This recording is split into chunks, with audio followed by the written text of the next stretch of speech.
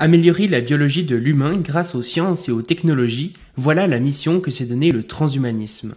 A priori, ce but peut sembler universel, et il l'est très probablement. En revanche, toutes les cultures n'ont pas la même manière de l'appréhender et de mettre en place les mesures nécessaires pour y parvenir. Par exemple, l'approche française du transhumanisme, plutôt centrée sur la régulation, la justice sociale et l'environnement, se distingue très clairement de l'approche anglo-saxonne de ce même courant de pensée, plutôt centrée sur les libertés individuelles et le libéralisme économique. De la même manière, on pourrait se demander comment est-ce que l'Afrique accueille cette idée et comment est-ce qu'elle va la métamorphoser pour mieux correspondre aux valeurs locales. En bref, dans cet épisode, nous nous questionnerons sur le transhumanisme africain et nous rentrerons dans quelques polémiques en nous demandant notamment si l'humain amélioré ne serait pas une forme de néocolonialisme ou encore quelle est la place du transhumanisme sur un continent où beaucoup n'ont même pas de quoi remplir leurs besoins vitaux. Pour discuter de tout ça, je serai accompagné de Armand que je laisserai se présenter juste après le générique.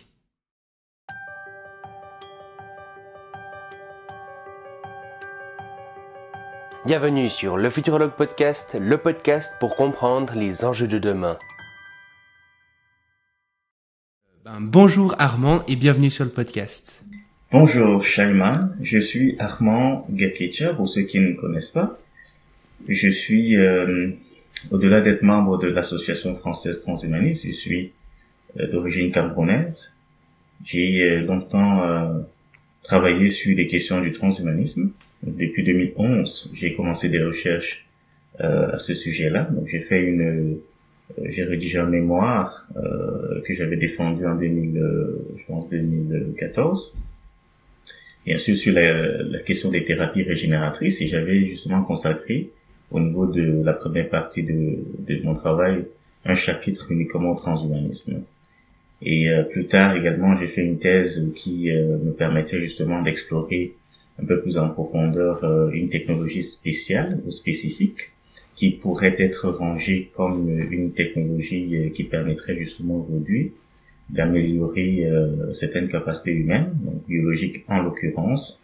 Il s'agit de la technologie CRISPR-Cas9. Je travaille également beaucoup quelque temps au niveau de l'Afrique francophone, le Cameroun en l'occurrence, pour mettre en place une réflexion globale, une réflexion sociale, une réflexion académique au niveau des universités, qui mettrait en avant ce qu'on peut appeler aussi un transhumanisme africain. Donc voilà à peu près où je me situe. Oui, donc j'avais noté aussi que tu étais chercheur en philosophie et bioéthique, c'est juste ?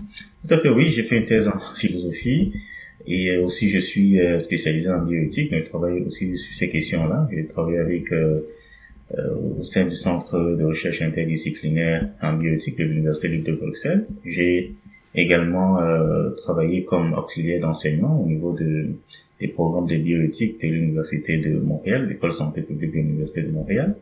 D'ailleurs, je suis jusqu'ici encore évalueur scientifique pour la revue canadienne de bioéthique. J'ai moi-même rédigé en tout cas quelques articles aujourd'hui de référence sur les questions de bioéthique. Voilà. Est-ce que peut-être pour les gens qui sauraient pas forcément ce que c'est, tu pourrais expliquer en quelques mots ce qu'est la bioéthique ? Alors la bioéthique globalement, c'est une réflexion critique qui porte sur le développement des technologies qui sont appliquées aujourd'hui à la santé. Même si on a voulu orienter, et même si aujourd'hui on a une forte orientation de la bioéthique sur les questions de la santé, la bioéthique, elle, au départ, selon l'approche de Potter, qui est quand même le fondateur du concept, mais avant lui, Léopold, ils ont travaillé sur une approche plutôt globale de la bioéthique qui voudrait permettre de réfléchir sur les applications des technologies ou de la technoscience globalement sur le vivant. Et quand on entend vivant, on entend vivant dans son environnement le plus immédiat. Donc c'est à peu près ça la bioéthique, c'est d'avoir une réflexion, c'est une recherche, c'est une discipline. Et en tant que bioéthicien, on a le devoir quand même de clarifier les choses auprès du public. On a aussi le devoir de prendre position quand même parfois devant des questions qui nécessitent une réflexion éthique. Nous avons le devoir d'orienter la société, orienter les chercheurs, donc les scientifiques, orienter également les politiques au niveau des choix qui impliquent justement les êtres humains. Voilà.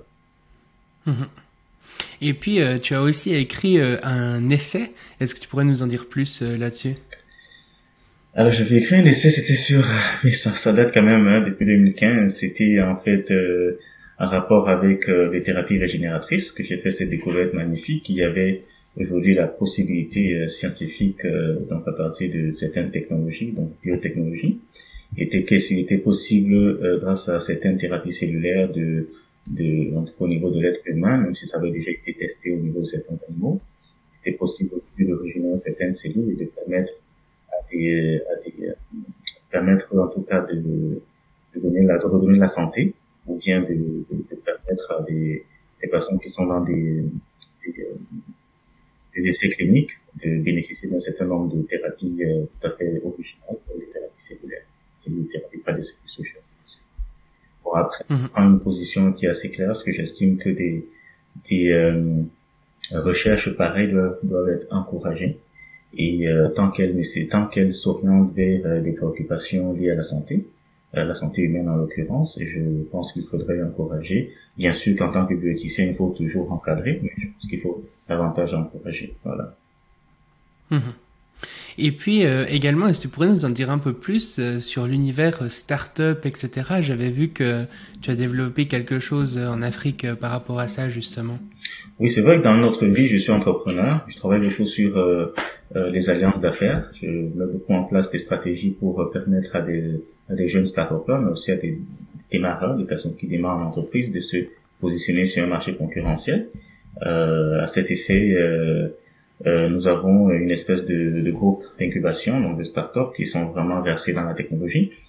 J'ai d'ailleurs participé récemment, c'était un championnat de robotique au Cameroun, c'est l'un des premiers championnats de robotique. Ça m'a beaucoup enthousiasmé, et je crois que j'ai donné une voix qui était claire. J'ai fait une présentation qui était assez claire sur ce que nous devons au niveau de l'Afrique mettre en avant dans l'éducation, dans la formation. On doit se tourner vers ce type de recherche qui implique l'intelligence artificielle et la robotique aussi. Je suis par ailleurs vice-président de la Chambre de commerce Québec-Afrique, et à ce titre-là, nous travaillons beaucoup dans la mise en relation des entrepreneurs africains qui sont basés au Québec et qui veulent faire du business aussi avec des entrepreneurs qui sont plutôt en Afrique et qui recherchent des débouchés ou des opportunités. Donc voilà à peu près tout ce que nous essayons de faire. Et puis finalement, est-ce que j'avais vu aussi que tu avais fait certaines choses en politique, c'est juste? Ok. J'avais vu acteur politique. Je suis très engagé politiquement. Je défends des valeurs très progressistes, mais à certains niveaux également, je suis assez conservateur. Je suis plutôt très libéral. Et je pense qu'aujourd'hui, il faut une nouvelle génération très décomplexée qui voit qu'il y a une vision assez claire de ce que nous avons besoin en tant qu'Africains au niveau de l'Afrique. Nous avons lancé récemment un parti politique qui s'appelle le Parti du Triangle National, pour lequel également je suis président. Et ce parti ambitionne de transformer, là on est vraiment dans le transformisme, on pourrait parler de transhumanisme aussi, de transformer les mentalités des Camerounais, donc permettre aux gens de comprendre qu'à la vérité, tout le problème de leur émancipation, le problème de leur situation sociale dépend en grande partie d'eux-mêmes, dans le changement de leur mentalité. Donc c'est notre vision à peu près. Et on y est très engagé. On débute vraiment. Excellent. Et du coup, ma première question, ça serait un petit peu qu'est-ce qui distingue finalement le transhumanisme africain du transhumanisme occidental? Typiquement, là, tu disais que toi, tu étais plutôt progressiste sur certains points, etc. Est-ce que c'est aussi le cas de la plupart des Africains? Alors, il faut savoir que quand on parle de technologie en Afrique, il y a une réticence. Il y a une réticence qui est sociale, mais qui est collective. Ça ne veut pas dire que les Africains, en général, les Camerounais et d'autres pays, que j'aime pas beaucoup généraliser, ça ne veut pas forcément dire que ils ne sont pas ils ne sont pas très intéressés aux gadgets technologiques. Il faut qu'on fasse vraiment la différence. On est au niveau de l'Afrique très friand même aujourd'hui de tout ce qui est gadget technologique, tout ce qui est innovation technologique. Ce que parfois on a l'impression de ne pas rencontrer en Afrique, mais quand je dis aux gens, vous vous déplacez, vous allez les rencontrer là-bas. Mais quand il s'agit, quand la technologie emprunte la voie de l'idéologie, ça pose problème aux Africains. C'est-à-dire quoi? Quand la technologie prétend donner un sens à l'humain ou un sens à la condition humaine, à ce moment-là, il y a un repli. Parce que les mentalités africaines sont très engluées dans des considérations anthropologiques profondes, qui fait qu'il y a quand même une distance, il y a une différenciation entre ce que occidentalement on pense de l'homme et ce qu'on pense africainement de l'homme. Et il faut ajouter qu'il y a eu beaucoup d'influences historiques dans la considération de ce que c'est que l'homme au niveau de l'Afrique. Ces influences ont été celles du christianisme pour certains ou de l'islam pour d'autres. Donc de ce que l'on peut appeler des religions d'importation. Ce qui a quand même créé une grosse forte dose de réticence psychologique ou de contraintes psychologiques au niveau des Africains. Et penser les technologies comme une forme d'idéologie, ça coince. C'est pourquoi le transhumanisme, perçu comme une idéologie qui accompagne les technologies, et les technologies qui visent à transformer, à améliorer, à augmenter, parfois à rectifier la condition humaine, ça pose un problème. Peut-être qu'on y revient encore. Donc, tu dirais que c'est principalement lié aux considérations religieuses? C'est en partie lié aux considérations religieuses. Il faut dire que la population africaine est quand même, sinon pas dit très majoritairement chrétienne et islam, donc et musulmane, parce qu'il y a quand même ce partage-là entre le christianisme et l'islam. On peut s'avancer sur des statistiques, mais une grande majorité est à la fois chrétienne et ou musulmane. Alors que avant, bien sûr, l'inclusion de ces religions entre guillemets, il y avait déjà une espèce de religiosité africaine qui était très ancrée et qui continue d'ailleurs d'exister aujourd'hui. Et c'est ce que je vais apporter comme nuance. Si dans le développement du transhumanisme, donc dans le développement de l'idéologie, des idéaux, s'il y a des aspects qui rencontrent les bases ou les éléments culturels africains, il y a de fortes chances qu'il y ait une acceptation du transhumanisme en tant qu'idéologie. Je reprends. Il y aurait de fortes chances que le transhumanisme africain soit perçu directement au niveau des éléments qui se rapportent justement à la culture profondément africaine. Mais si elle emprunte la voie, si par exemple, si les idéaux transhumanistes ne rencontrent pas, je vais reprendre des idéaux de la tradition africaine ou bien simplement de la religiosité africaine au sens profond du terme, il y a de fortes chances que ce soit pas une idéologie qui soit facilement reçue. Si si le transhumanisme en tant qu'idéologie rentre à partir des considérations chrétiennes où il y a de fortes chances que ça ne soit pas très très bien reçu. Donc ça, c'est une différenciation qu'il faut clairement établir tout de suite. Donc, à quelque part, tu dirais que, si je reformule un petit peu, ce serait plus intéressant de créer une sorte de transhumanisme africain avec des valeurs africaines, plutôt que d'importer un petit peu le transhumanisme occidental en Afrique. Ce serait plus efficace de créer un truc qui se base sur les valeurs africaines. Tout à fait. Alors, ce que tu dis est tellement très bien reformulé que je me permets de glisser encore une nuance. La réception du transhumanisme en Afrique, actuellement, va rencontrer beaucoup de difficultés parce que elle va rentrer comme une idéologie qui promeut disons l'amélioration des conditions humaines. la transformation de la nature humaine, entre guillemets. Or, c'est perçu comme une espèce de salut. C'est pourquoi on parle parfois de crypto-prophètes quand on parle de transhumanistes. Alors, les Africains vont se dire, mais écoutez, non, nous on a déjà reçu un message par rapport au salut. On a reçu un message par rapport à la transformation de notre condition humaine. Nous vivons ici sur Terre pour le moment, on vit tout ce qu'on peut vivre, mais on a un autre corps qui s'en vient plus tard quand on va, le Christ reviendra, par exemple. On a une amélioration de la santé qui peut être possible si on prie, si on récite des versets bibliques, si on demande à Dieu de soutien.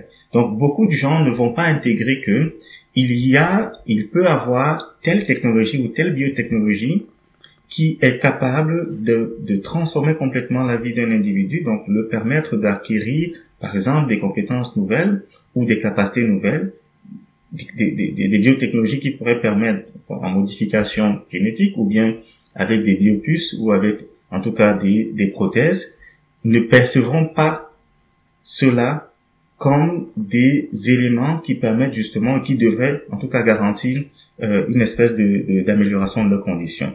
Sinon, ce qui verrait beaucoup plus, c'est que, écoutez, on a toujours indiqué que la seule façon de s'améliorer, c'est soit globalement de se faire soigner par la médecine classique, ou bien encore si on recherche des dons extraordinaires, parce que avec le transhumanisme, on a l'impression qu'on acquiert des dons extraordinaires. Alors si on est dans ce vocabulaire-là, au niveau de l'Afrique, ça va pas passer parce qu'en fait, pour beaucoup plus d'Africains, les dons s'acquièrent à partir de la foi, à partir d'une espèce de foi. Donc ça va pas du tout passer. Par contre, si on fait une recherche approfondie et qu'on se rend compte qu'au niveau de la culture profonde africaine, il y a des éléments qui permettent, qui avaient déjà pris en compte les idées d'amélioration humaine. À ce moment-là, je pense qu'il y aurait un excellent terreau pour que le transhumanisme africain effectivement émerge et qu'il soit plus ou moins différent du transhumanisme tel qu'il est perçu en Europe ou en Occident. Voilà. Ouais, et finalement, il me semble que c'est aussi un petit peu ce qui s'est passé avec le transhumanisme qui est né un petit peu aux États-Unis, dans la Silicon Valley, etc. Et finalement, on se rend compte que le transhumanisme à la française, tel qu'il a été récupéré justement principalement en France, est quand même différent de bien des manières finalement du transhumanisme qu'on pourrait retrouver en Silicon Valley. Tout à fait. Et donc, c'est possible que le transhumanisme africain, qui est encore en étape, disons, de structuration, mais qui se développe de plus en plus, puisse justement avoir aussi de nouvelles valeurs et une nouvelle approche du transhumanisme à apporter. Tout à fait. Et là, on peut aller dans des détails. On peut prendre un premier détail pour essayer d'expliquer clairement quelle est l'image qu'on essaie quelle est la représentation qu'on essaie de donner. Si on prend un exemple, prenons un idéal qui est lié au transhumanisme, peut-être on peut prendre, disons, commençons peut-être par la longévité, ou le longévisme, ou la mortalité. Au niveau de la culture africaine, qu'on soit au Cameroun, qu'on soit au Nigeria, qu'on soit en Côte d'Ivoire, qu'on soit partout, en tout cas au niveau de la culture négro-africaine, la longévité est un élément culturel important. C'est un paramètre dans la vie d'un homme qui lui garantit, en tout cas, une espèce de considération. Plus on aura atteint une forte durée de vie ou une grande durée de vie, mieux on est perçu comme quelqu'un d'important dans la société africaine. Cela veut dire que quand on a déjà une approche comme celle-là qui existe au niveau de la culture africaine, il va de soi que les technologies qui vont, en tout cas, s'orienter vers l'extension radicale de la vie vont sans doute être bien accueillies en Afrique. Parce que ça trouve un terreau qui est un terreau culturel, pour lequel non seulement il est culturel, il est cultuel et il est valoriel, donc il porte une valeur. C'est ce que j'essaie de faire savoir. Quand on prend par exemple euh, la cryogénisation. La cryogénisation, ça c'est ce qui est, ça c'est un thème très important qui est très développé au niveau du transhumanisme états-unien. Il y a même aujourd'hui beaucoup des chiffres montrent qu'aujourd'hui beaucoup d'Américains se font cryogéniser en espérant demain avoir une technologie avancée qui leur permettrait de se réincarner dans le corps qui a été conservé. Mais la conservation des corps rentre dans des aspects culturels et cultuels africains, des aspects. Par exemple, c'est la même chose au Congo, c'est la même chose au Bénin, c'est la même chose au Togo, c'est la même chose en Côte d'Ivoire, c'est la même chose au Sénégal. Au Cameroun, par exemple, il y a dans la culture de certains peuples que la conservation du corps, même si c'est pas le corps entièrement, est une obligation pour les familles, pour les individus. C'est une obligation. Et quand vous remontez plus loin avec l'Égypte pharaonique, vous voyez vous-même que à partir de la momification, on est déjà dans l'idée de la cryogénisation. Alors beaucoup d'Africains revendiquent, en tout cas, revendiquent un héritage directement auprès de l'Égypte pharaonique. Donc voilà, une technique comme celle-là ne va pas forcément être contradictoire avec la perception africaine et donc va sans doute trouver une réception auprès de la mentalité, auprès de la pensée africaine. Parce qu'il existe déjà dans la pensée africaine, il existe déjà justement des rudiments qui permettent de comprendre et d'accepter. Voilà à peu près ce que je voulais clarifier. Oui, donc il y a comme ça des technologies effectivement liées au transhumanisme qui pourraient être assez bien acceptées, comme l'allongement de la durée de vie longtemps en bonne santé ou la cryonie. Est-ce qu'il y aurait des technologies qui, au contraire, disons, seraient mal acceptées? Je pense notamment, par exemple, à tout ce qui peut être lié aux utérus artificiels ou ce genre de choses. Il me semble qu'en Afrique, il y a un rapport très différent de celui qui est en Europe, par exemple, pour tout ce qui est procréation médicalement assistée ou même des femmes porteuses ou ce genre de choses. Est-ce que tu penses que, par exemple, les utérus artificiels ou la modification génétique ou ces choses, c'est des choses qui pourraient être bien accueillies ou non? Alors peut-être commençons par l'utérus artificiel. L'utérus artificiel, pour moi, est un thème très important, très développé par les transhumanistes ou par le transhumanisme en général. Et je pense que c'est une technologie qui, si elle est bien menée, elle va beaucoup bousculer les a priori, surtout en Afrique. Pourquoi? Parce que, voyez-vous, ou vois-tu, Shaiman, il y a de plus en plus en Afrique un problème de stérilité féminine et masculine. Je vais rester sur la stérilité féminine. Elle est multiforme. Elle peut être due à des complications qui émanent peut-être des espèces d'intoxication environnementale, intoxication alimentaire, mais au niveau des habitudes même également. Il y a beaucoup de transformations qui fait que plus de femmes aujourd'hui en Afrique ont des difficultés à concevoir. De l'autre côté, la conception et donc la maternité en Afrique est perçue comme quelque chose de très important, de fondamental. C'est même parfois le gage de la réussite d'une vie conjugale. Donc sans maternité, il y a parfois que des couples sont amenés à se séparer. Et la séparation d'un couple n'est pas que la séparation de deux individus, c'est la séparation de deux grandes familles. Ce qui crée des clivages, ce qui crée beaucoup de tensions. Et donc, il y a aussi plein de personnes, je pense, en tout cas, il y a sans doute, si on va vers ce type de technologie et que c'est vraiment bien encadré, je pense qu'il y a beaucoup qui vont faire recours à ce type de technologie-là pour en tout cas avoir la chance de procréer, donc d'avoir une maternité, donc de préserver non seulement son couple, mais sans doute de préserver également les liens interfamiliaux.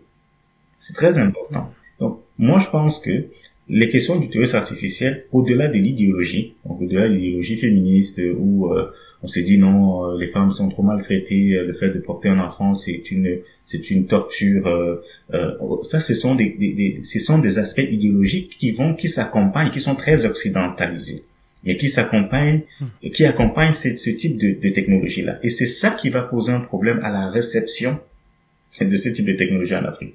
Ce n'est pas la technologie en soi qui posera un problème, mais c'est les idéologies qui vont accompagner ça, qui fait que les gens au niveau de l'Afrique vont être réticents par rapport à ce type de technologie. Mais en soi, tant il est que la maternité, la procréation est quelque chose de fondamental culturellement pour les Africains, ils vont, dans tous les cas, au moment venu, ils feront recours à toute forme de technologie qui leur permet en tout cas d'atteindre cet objectif-là.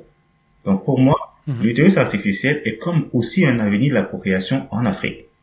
Mais la condition est que il ne faudrait pas que ça s'accompagne d'idéologie. Vous voyez, s'il y a trop d'idéologies qui sont autour, les gens ne vont pas comprendre la valeur de telle technologie, mais vont plutôt en tout cas être réticents par rapport à ça. Alors, si on prend, tu as indiqué la question de la GPA, la gestation pro-autrui. La gestation pro-autrui ne pose pas de problème en Afrique. Là encore, c'est encore une question idéologique. Elle a été idéologisée en Occident avec le mariage pour tous. Vous voyez, ça c'est deux problématiques. On met en avant le mariage pour tous, qui est une problématique sociale, qui au niveau de l'Afrique ne passe pas. De l'autre côté, on met une technologie, la gestation pour autrui, qui en soi est une technologie de soutien, d'appui, d'appoint. C'est une technologie pour moi positive parce que il y a des personnes au-delà de l'utérus artificiel. Si on parvient pas à mettre la technologie en place, on peut justement aller faire recours à des personnes qui peuvent porter une grossesse. Et là, on est juste dans une différenciation, une distanciation au niveau du moyen.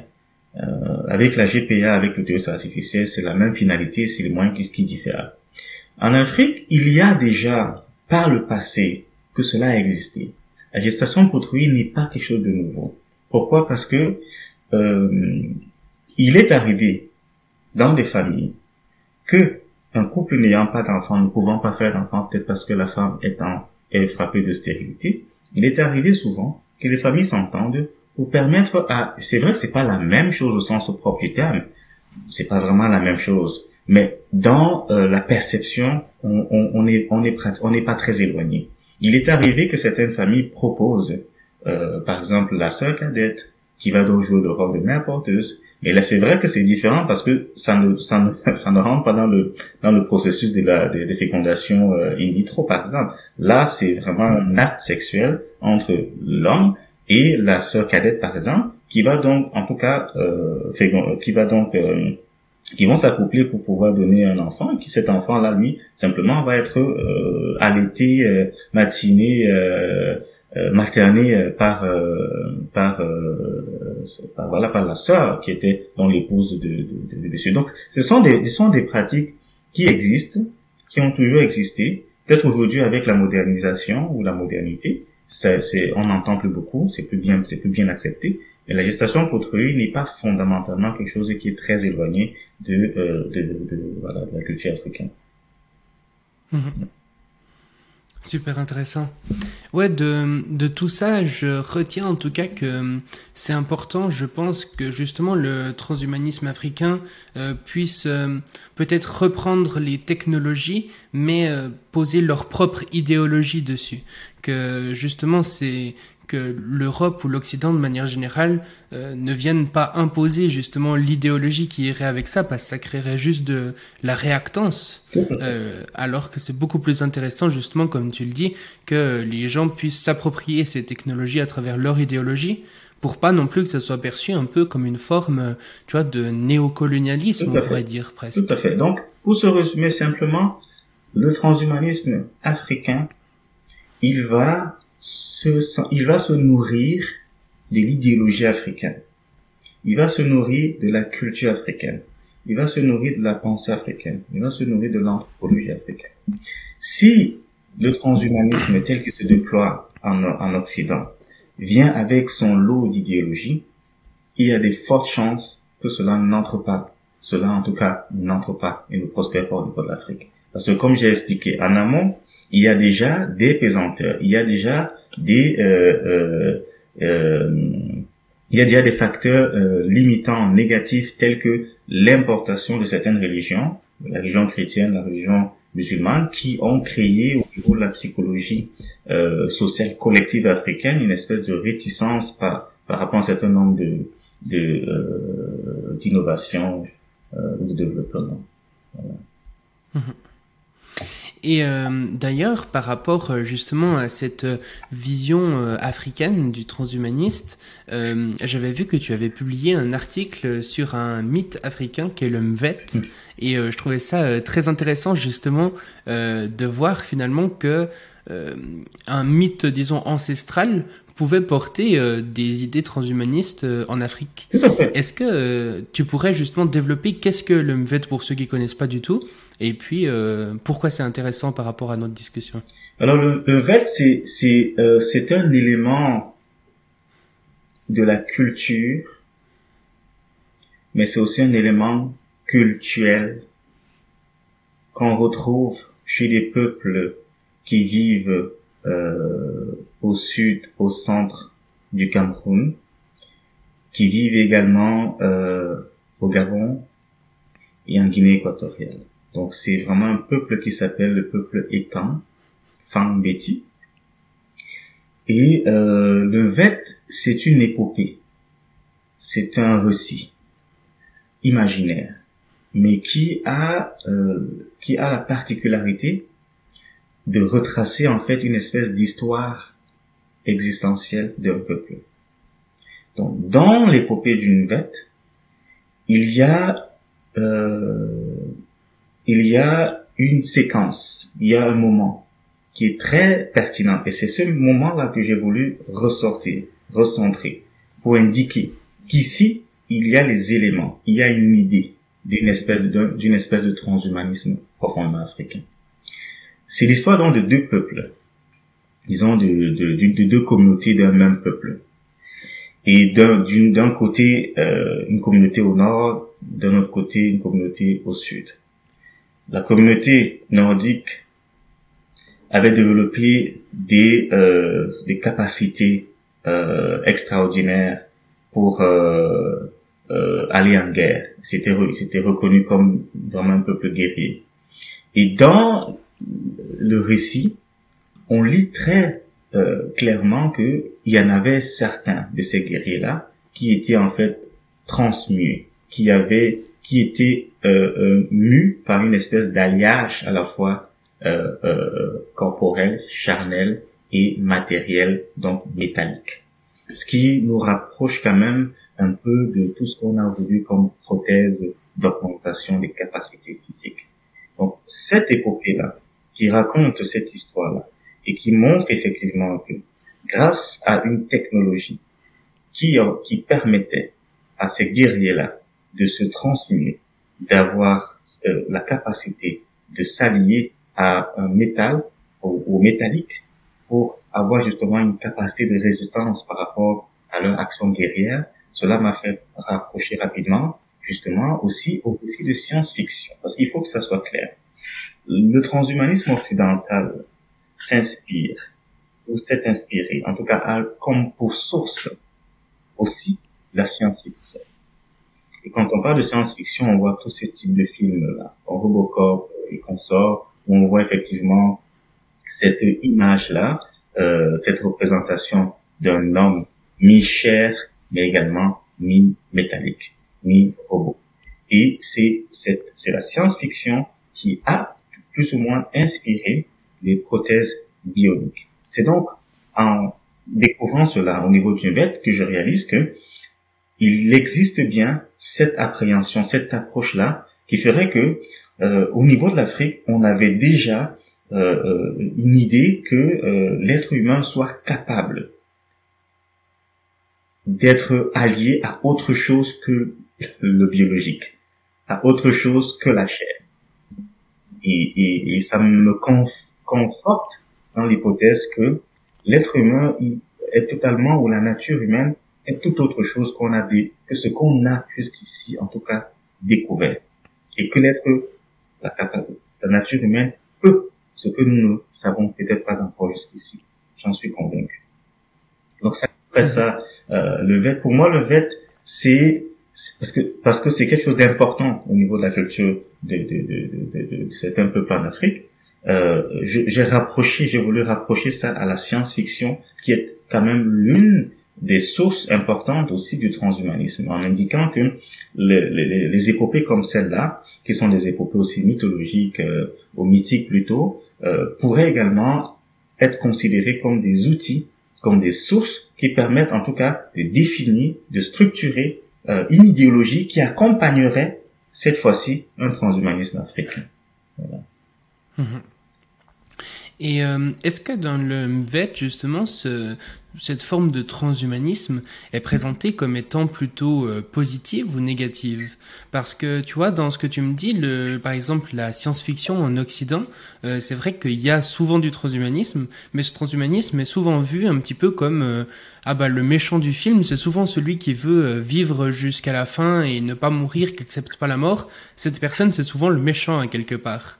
Tu vois, donc on a des éléments qui nous poussent vers le transhumanisme, mais en même temps on nous dit c'est pas très sympa. Est-ce que dans le MVET c'est la même chose ou c'est présenté positivement? Vraiment, c'est plutôt différent. Et c'est ça qui fait l'originalité justement. C'est pourquoi je parle de travailler à une idéologie seule africaine qui accompagnerait le transhumanisme. Pourquoi? Parce que dans l'épopée du MVET, le peuple guerrier, il est représenté pas comme un peuple belliqueux, mais il est plutôt représenté comme un peuple défendeur de ses racines, défendeur de son identité, défendeur de sa société, de son clan, défendeur de ses patriarches. Donc c'est pas le fait d'être des guerriers qui soient mi-hommes, entre guillemets, mi-métalliques, donc mi-biologiques, mi-métalliques, ce n'est pas perçu comme quelque chose de négatif, mais c'est plutôt perçu comme une valeur.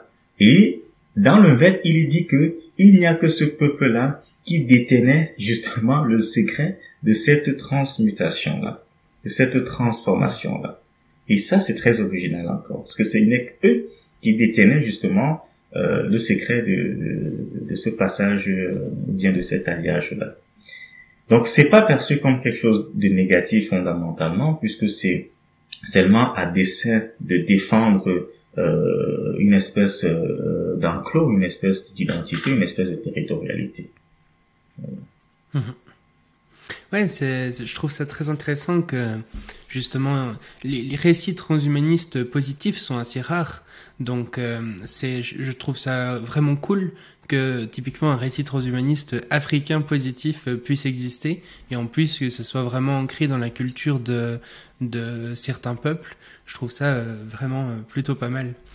Et je me posais une question aussi, c'est par rapport à la démographie, parce que dans beaucoup de régions d'Afrique, disons, il y a une démographie qui est plus haute que celle qu'il peut y avoir en Occident.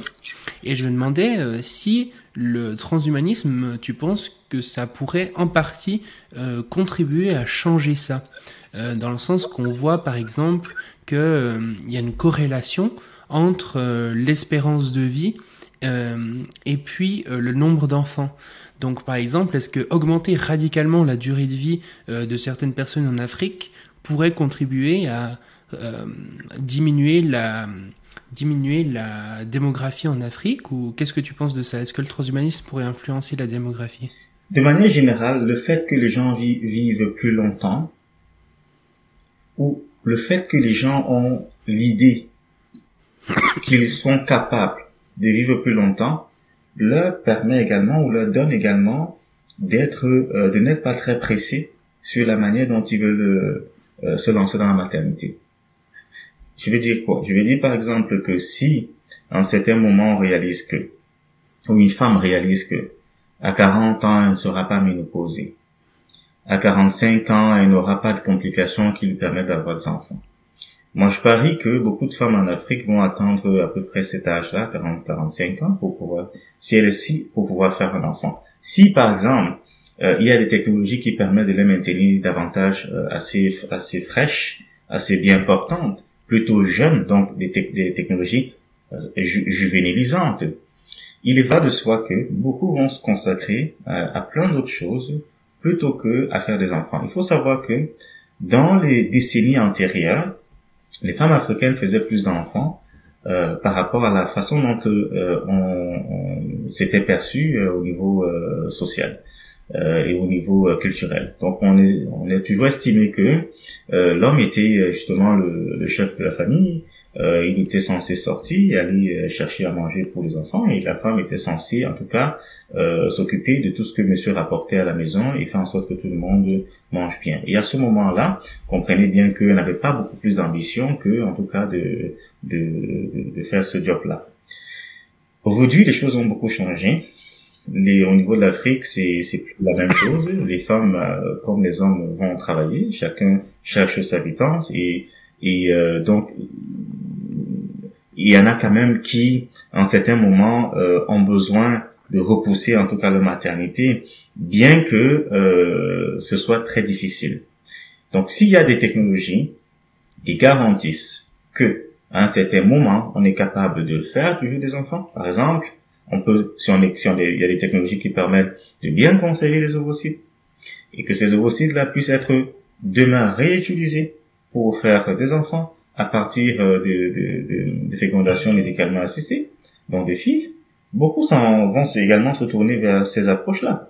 Bien qu'il y aura toujours il y a des gens qui préfèrent encore les moyens naturels. On ne va jamais empêcher aux gens de continuer dans des pratiques tout à fait usuelles. Est-ce que le fait que les gens vivraient un peu plus longtemps va empêcher qu'ils aient des enfants au niveau de l'Afrique? Je vous ai expliqué au départ, et si je dis autre chose, ce serait contradictoire. L'enfant est quelque chose qui est très important. C'est pas une chose, mais je veux dire, l'enfant est une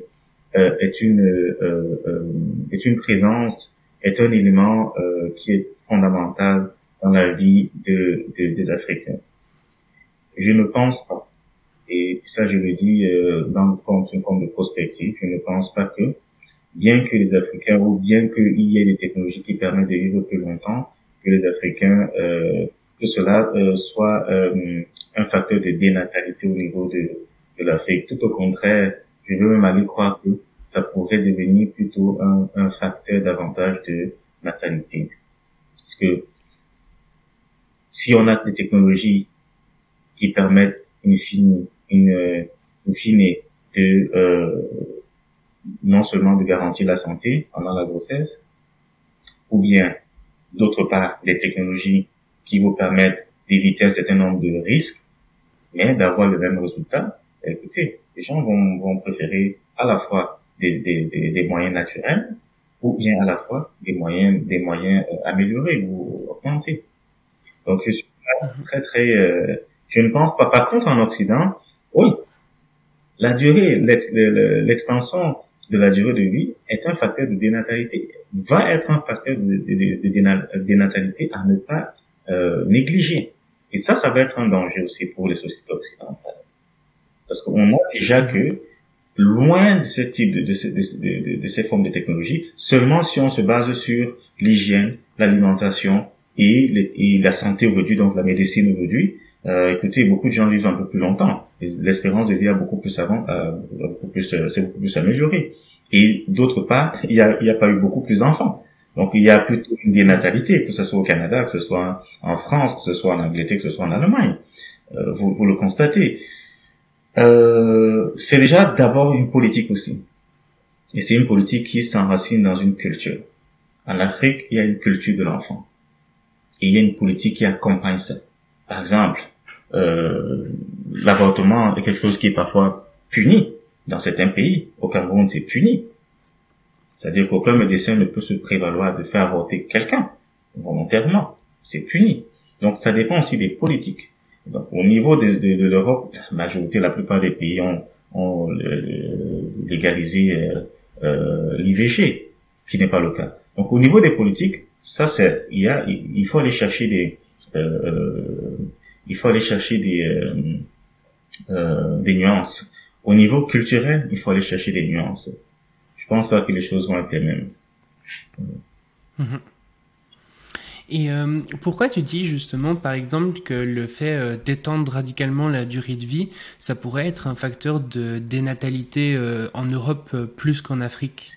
Parce que disons que ça peut sembler un peu contradictoire pour des gens qui connaîtraient pas forcément le domaine, qui se disent en fait on va juste vivre plus longtemps et faire les mêmes enfants, donc il y aura juste plus de personnes, alors que c'est pas forcément le cas. Déjà, j'ai la chance d'avoir et de vivre dans l'environnement occidental et de côtoyer justement la culture occidentale. Il y a de plus en plus, il y a une culture du soi et du moi. Il y a une culture quand je dis du soi et du moi, c'est vraiment, je veux dire une culture du soi et du toi. Donc il y a une culture de moi, moi et ma compagne. Et moi et ma compagne, une culture de profitons d'abord de notre belle jeunesse, de notre belle vie. Les enfants viendront après.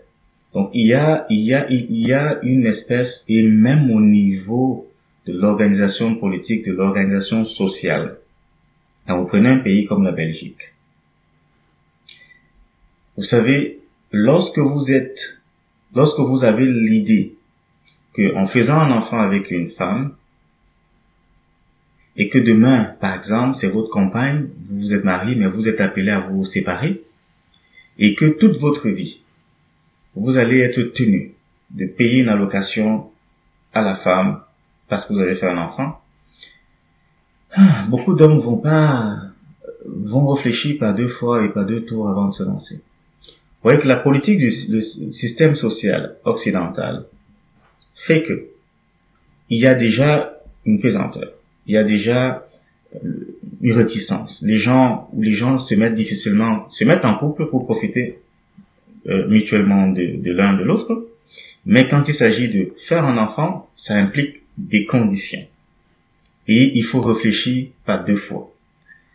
Ça fait que si les gens sont appelés à vivre plus longtemps, grâce à tout ce qu'il y aura comme technologie, ils vont se dire, en primo, j'ai plus de temps pour profiter de ma vie. Donc, j'ai plus de temps pour profiter de toi également. Ils vont avoir la tendance de repousser, justement, le moment où l'enfant peut venir. Ils auront tendance à repousser. Et en repoussant, vous allez vous rendre compte qu'il y aura une espèce de dénatalité qui va s'installer. On aura des parents ou des couples qui pourraient décider de faire des enfants à 50 ans, sachant que 50 ans pourrait correspondre à 20 ans. Donc, vous êtes de 50 ans, mais vous faites justement 20 ans.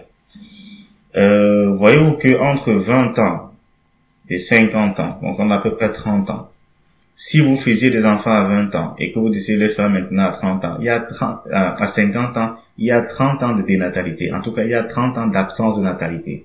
Peut-être pas de dénatalité, mais il y a 30 ans d'anatalité.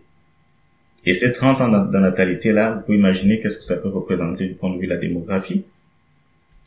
Donc moi, je crois que je pense à ça parce que il y a des facteurs qui sont internes à l'organisation sociale occidentale, au système social occidental, qui fait que les gens vont beaucoup plus chercher à profiter de la meilleure qualité de vie, la meilleure qualité de la durée de vie, plutôt que de se dire que, écoute, maintenant, comme on peut vivre plus longtemps, faisons quand même 2 enfants, faisons quand même plusieurs enfants. Moi, je pense pas que ça va être...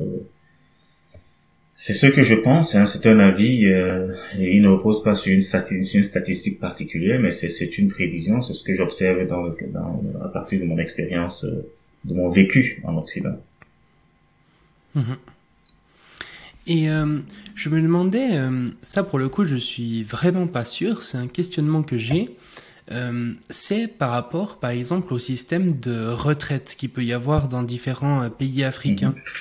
Est-ce que ça serait correct de dire que certaines femmes ou certains couples vont avoir des enfants parce que justement quand ils seront plus vieux, ça va leur servir un petit peu de retraite à quelque part, dans le sens que les enfants en travaillant vont leur donner une partie du fruit de leur labeur. Là où en Europe, il n'y aurait pas forcément besoin de faire des enfants parce qu'il y a déjà des systèmes de retraite qui permettent de mieux vivre à quelque part. Est-ce que tu penses qu'il y a ce phénomène ? Oui, c'est une hypothèse qui est plausible dans la mesure où oui, il y a une perception générale en Afrique qui fait que on dit souvent que faire des enfants c'est comme garantir sa retraite, c'est comme garantir sa vieillesse. parce qu'en fait, on estime qu'en Afrique, quand on a beaucoup trop d'enfants, on est sûr que ces enfants-là vont se développer socialement et finalement vont soutenir justement les parents quand ils n'auront plus les mêmes forces. Voilà pourquoi justement il y a également des parents qui à l'époque faisaient beaucoup d'enfants, ce qui c'était plus la même chose aujourd'hui. Aujourd'hui, les couples font 2-3 enfants, ne vont pas plus que ça. À l'époque, les couples faisaient 7-8-10 enfants, mais c'est plus la même chose aujourd'hui. Oui, c'est une hypothèse, bien que il y a également d'autres facteurs, tels que l'éducation, tels que les nouveaux modes de pensée qui essaiment un peu de partout et qui font aujourd'hui que il y a beaucoup d'enfants aussi malheureusement qui estiment que les parents ont vécu leur vie et que leur propre vie et leur propre gain, ce qui vont en tout cas accroître pendant leur existence, n'est pas pour garantir une espèce d'héritage ou de sécurité de leurs parents, mais plutôt de leurs enfants. Bon, ça, c'est aussi une autre tendance qu'on observe aujourd'hui. Et voilà, ça, c'est... Par contre, au niveau de l'Occident, oui, avec la question de retraite, des pensions qui sont quand même bien structurées, on n'a pas la même problématique. Mmh. Pas la même problématique. Et il y a un reproche qu'on fait souvent au transhumanisme, c'est que le transhumanisme finalement ça serait quelque chose de pas si pressant que ça. Tu vois, que c'est pas si important de mettre ça en place tout de suite, que par exemple il y a encore des gens qui n'ont pas à manger, pas à boire, donc est-ce que ça serait pas plus important de s'occuper de ça, de leur apporter de l'éducation, etc., plutôt que le transhumanisme? Et j'imagine que ça doit être quelque chose d'encore plus, une critique qui doit être encore plus grande du coup en Afrique, où il y a encore des conditions, disons, matérielles de vie qui sont moins grandes qu'en Occident. Comment est-ce que toi tu perçois ça, justement, ce décalage qu'il peut y avoir peut-être entre la difficulté qu'ont certaines personnes pour des besoins vitaux par rapport aux technologies transhumanistes qui peuvent paraître un peu peut-être trop en avance quelque part? Mais ça ne paraît pas seulement trop en avance, les technologies transhumanistes sont trop en avance. Elles sont en avance par rapport à la réalité africaine. Parce qu'il faut pas se perdre. L'Afrique n'est pas au même niveau technologique que les autres pays et les autres continents. On a un retard technologique avéré. Mais ce qui est bien dans la science et dans la technologie, c'est qu'en la vérité, plus la science évolue, plus les technologies évoluent, on ne recommence pas. Et c'est ce qui fait peut-être, et ce qui pourrait faire la chance de l'Afrique. C'est qu'on ne recommence pas. On ne recommence pas avec la science et la technologie. On les prend où elles sont et on continue. Mais il y a quand même un grand retard qui fait que le transhumanisme tel qu'il va se déployer pourrait être perçu comme un luxe pour les Africains. Pourquoi? Il pourrait être perçu comme un luxe si le transhumanisme tel qu'il va se déploie avec une étoffe hégémonique. Si le transhumanisme se déploie avec une étoffe élitiste, il est fort à croire que ça va être un luxe pour les Africains. Par contre, la promesse du transhumanisme, qui n'est pas cette fois-ci élitiste, mais qui est démocratique et qui est donc celui qui est défendu justement par les Européens, notamment par l'Association française transhumaniste, c'est que cette promesse, c'est de garantir. Là où aujourd'hui il y a des absences, là où aujourd'hui il y a des pénuries, là où il y a des manques, c'est de garantir en tout cas de combler ces absences, ces pénuries, ces manques. C'est ça le modèle social du transhumanisme, tel qu'il veut être en tout cas implémenté version européenne. Ce modèle-là, est-ce qu'il va être accepté en Afrique? A priori, oui. Pourquoi? Parce que justement, tel que tu l'as dit, il y a encore des forts besoins. Prenons des exemples encore pour étayer nos propos. Prenons une technologie, par exemple, prenons par exemple les technologies, les technologies bioniques, une technologie qui permet des prothèses bioniques, des prothèses que ce soit auditives, des prothèses que ce soit physiques, donc pour des membres, ou d'autres types de prothèses, en tout cas, qui permettent de rétablir une fonction corporelle. De pareilles prothèses, de pareilles technologies d'augmentation, si elles rencontrent une couche sociale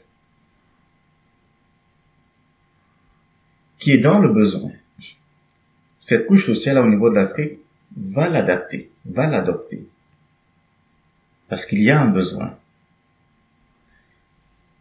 Quand je le dis, je veux insinuer que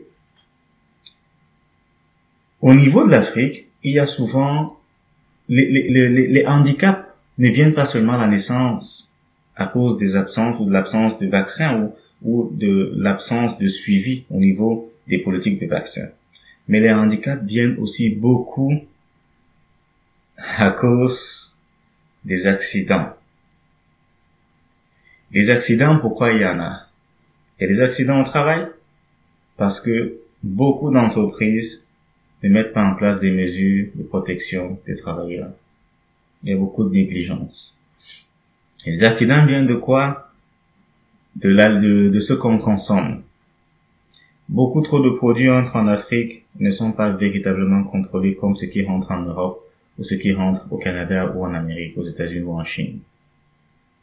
Beaucoup de produits rentrent trop en Afrique sans vraiment contrôle. Et ces produits-là, parfois, pour les femmes allaitantes, peuvent avoir des complications, peuvent en tout cas créer des déformations au niveau, en tout cas, des enfants qui vont naître ou des embryons.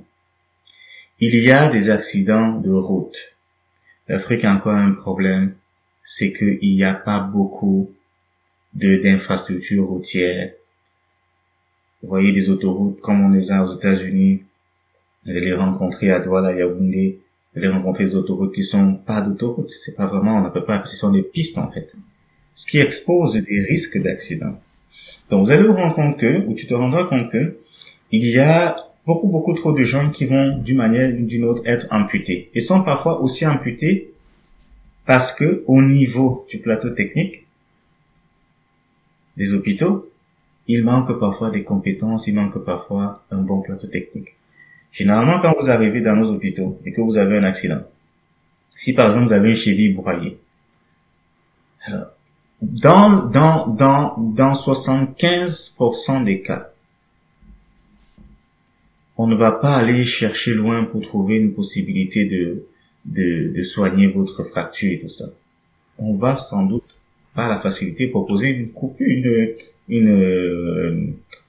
on va vous amputer une amputation. Ce qui fait que beaucoup de gens se retrouvent handicapés parce qu'ils ont été amputés.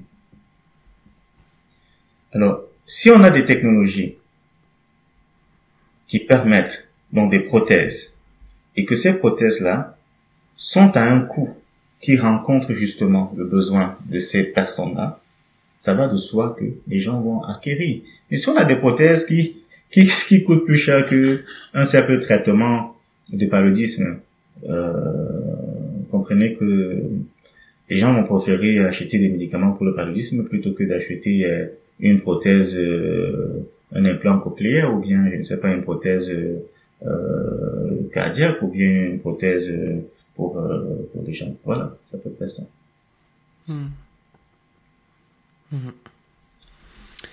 Eh ben, merci beaucoup pour tout ça. Est-ce que tu serais d'accord de passer aux questions de fin ou est-ce qu'il y a un dernier sujet que tu aimerais aborder par rapport à ça?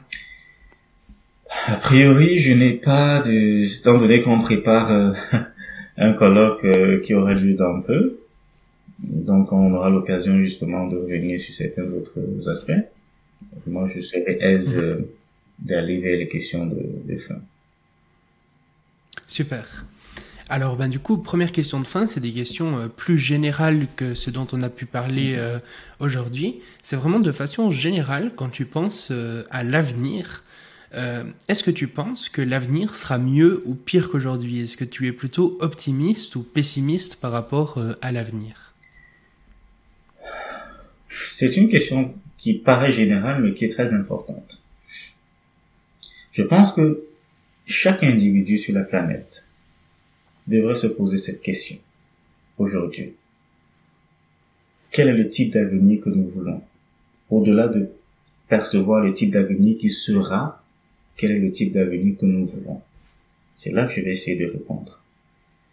Nous voulons tous, en tout cas personnellement, je veux un avenir qui garantit beaucoup plus de sécurité. J'aimerais un avenir qui garantit beaucoup plus de liberté. Je ne parle pas de libertinage. Je parle de liberté. Je regarde un avenir qui garantit aussi beaucoup plus. Quand je parlais de sécurité, je voulais parler de paix.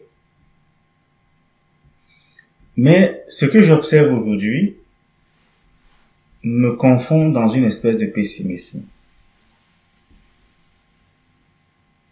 J'ai peur que nous avons beaucoup bataillé pour gagner nos libertés, que les décennies à venir risqueraient de nous confondre dans les joies que nous avions quand nous gagnions nos libertés. Subtilement, nous allons perdre des libertés. Subtilement, on va nous arracher des libertés. Mon optimisme est que les citoyens du monde commencent à réaliser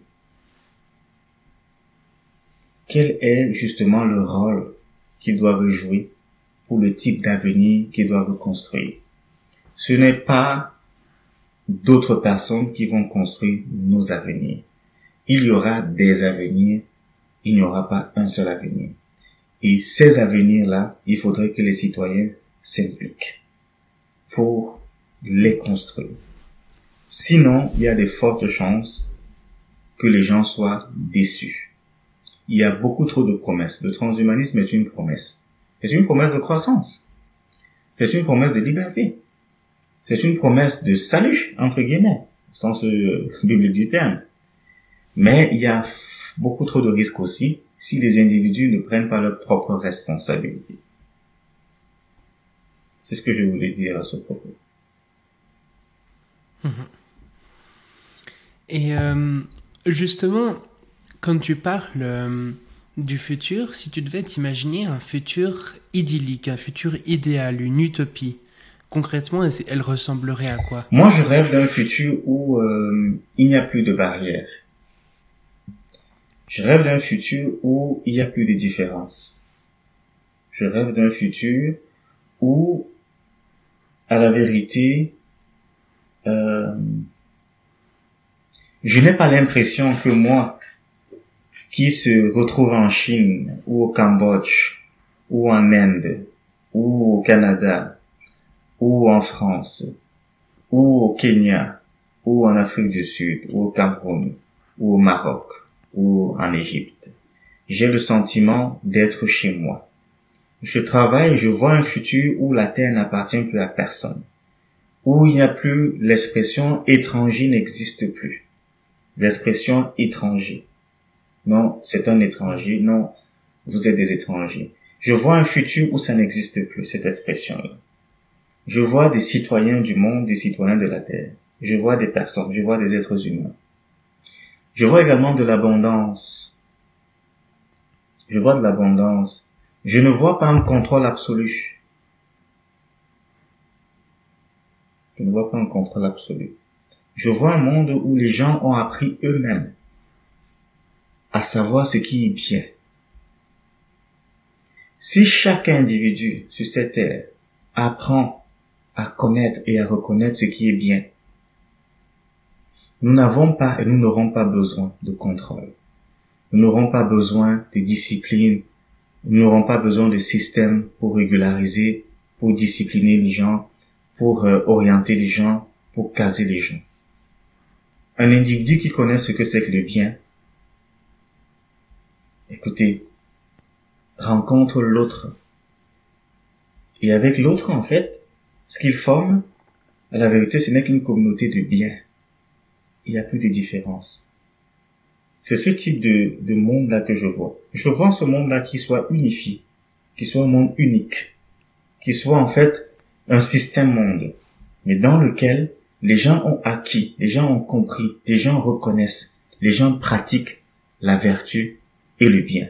Parce que si vous comprenez ça, vous reconnaissez, vous vous adaptez, vous vivez de la vertu et du bien, sincèrement, comme je l'ai dit, on n'a pas besoin d'un gouvernement mondial qui contrôlerait tout le monde. On n'a pas besoin de gouvernement même. On n'aura plus besoin de ça. Les règles vont s'établir en tout cas par le simple fait des principes de la vertu et du bien. Bon, je veux pas dire que il n'y aura plus de société, qu'il n'y aura plus de règles. Je veux simplement, quand je parle il n'y aura plus de gouvernement, je veux dire qu'en fait, il n'y a plus cette espèce d'épée de Damoclès qu'on a l'impression qu'il plane toujours sur des individus pour lesquels parfois on décide à leur place. C'est en ce sens que je parle de gouvernement. Voilà.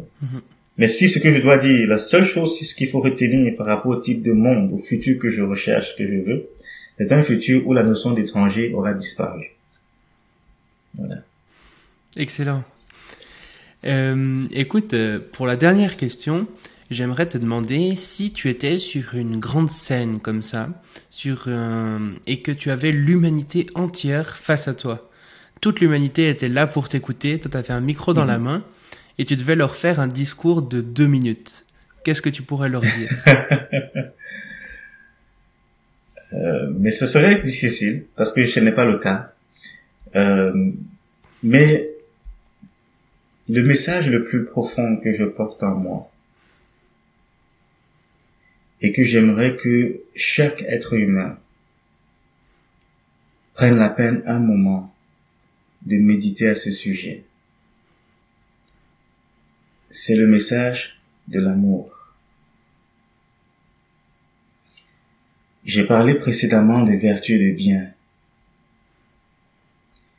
Nous sommes aujourd'hui on est comme engagé dans une espèce de spirale de labyrinthe où l'amour disparaît progressivement de notre façon d'exister. L'amour au sens oblatif du terme n'existe plus. Si les gens peuvent méditer au sens de l'amour oblatif, il n'y a pas d'amour désintéressé, je suis d'accord. Mais le désintéressement vient à partir du moment où l'intérêt qu'on porte n'est pas égoïste et qu'il vise en tout cas à transformer l'autre ou apporter à l'autre ce qu'il y a de mieux et ce qu'on veut partager, qui est de meilleur. Moi, si j'avais l'humanité à mes yeux ou devant, je leur dirais, s'il vous plaît, soyez en amour, vivez en amour, réfléchissez en amour, respirez en amour. Voilà. Magnifique, merci beaucoup pour ce message. Finalement, si les gens veulent en savoir plus sur toi, sur ton travail, veulent en découvrir peut-être plus sur le thème de ce soir, est-ce que tu aurais des liens, une présence sur Internet ou des livres peut-être à recommander? J'ai des articles, oui. Je suis en train de travailler sur la publication d'une série de livres sur le transhumanisme africain, ce sont des livres qui vont paraître pas tout de suite. Mais je suis présent sur les réseaux sociaux. C'est vrai que c'est pas avec mon nom, hein. Je suis Chevalier.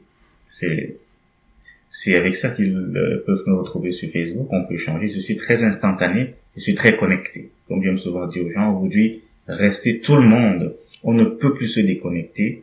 Quelqu'un qui vit sans être connecté, en fait, j'ai l'impression qu'il vit hors de cette terre-ci, hors de ce monde-ci. Donc voilà, par ce lien-là, je suis disponible. Je suis également très disponible par courriel, mais aussi par téléphone et tout ça. Donc, mais je voudrais quand même aussi indiquer que nous avons créé depuis quelque temps au Cameroun l'Institut africain de bioéthique. On est également sur Facebook, sur LinkedIn. Et nous allons progressivement déployer nos cours à l'attention de la communauté africaine, hein, dans le cadre de la vulgarisation, l'enseignement, la formation en bioéthique. Voilà. Excellent. Eh bien, je mettrai le plus possible des liens des choses que tu as mentionnées en description si les gens veulent aller voir ça. Et puis, je te remercie pour toutes ces informations fort enrichissantes et très belle soirée à toi. À bientôt. Merci beaucoup, Shaiman. Merci de m'avoir convié à ce podcast. À très bientôt.